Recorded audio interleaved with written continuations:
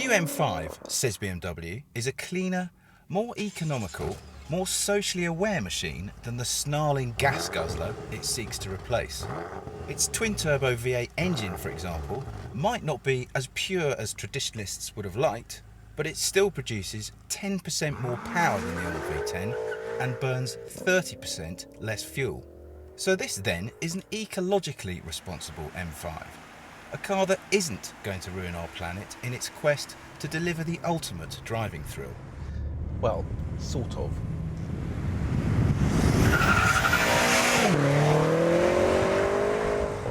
So, the hard points of the new BMW M5. It costs £73,000.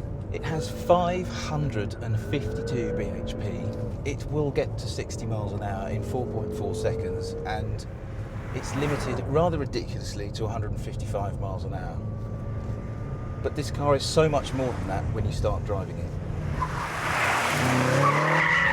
So this engine, from the outside, it does sound the nuts. There is no doubt about that. But from the inside, I am a little bit disappointed that it doesn't make a bit more noise. This is full throttle in third gear. I mean, it's a nice enough noise, but I just want a bit more of it to tell me, to confirm to my ears that this is actually an M5. One thing that they didn't get right at all in the old car was the gearbox. It was the first time that they'd used a proper sequential gearbox in an M5, and they made a bit of a mess of it, but blimey, they have corrected that mistake this time. The gearbox in this car is fantastic, but you've actually got less selection modes. You had 5 last time, now you've only got 3. So they've kind of made it less complex, but the shift changes, the shift speeds, and just the smoothness of the way you can upshift or downshift is just amazing. The gearbox in this car is, for me, the standout item amongst quite a few good items. I've been trying to work out what this car feels like when you put your foot down and go up through the gears, and I've done it. It feels a little bit like Bugatti Veyron in the way it just sucks the horizon towards you. And I guess you can't really pay BMW's engineers much more of a compliment than that, because, I don't know, an M5 that feels like a Veyron, that's mental, but it's true. Now, let's come to one of the crunch matters, which is how much this car weighs. 1,945 kilograms.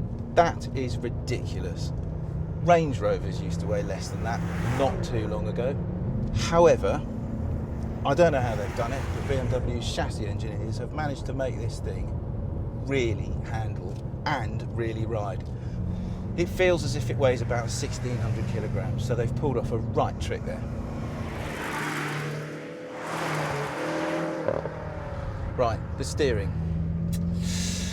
It is good with a small g. Why?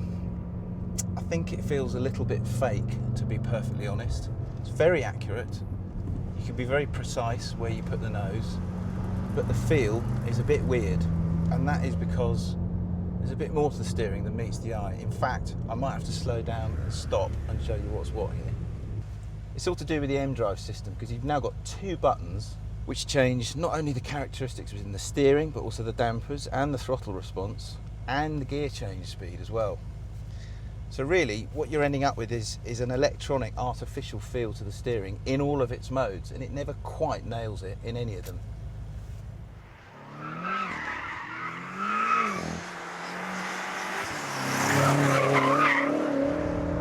So it's obviously a very good car, the new M5, but is it a great one?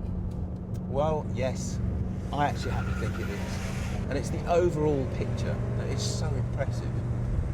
It's not just the straight line performance, which is absolutely nuts. It's the ride, the handling, the refinement, everything it does brilliantly. And you know what? Overall, I'm glad they didn't tone it down too much, because it is, at heart, still a proper lunatic's car.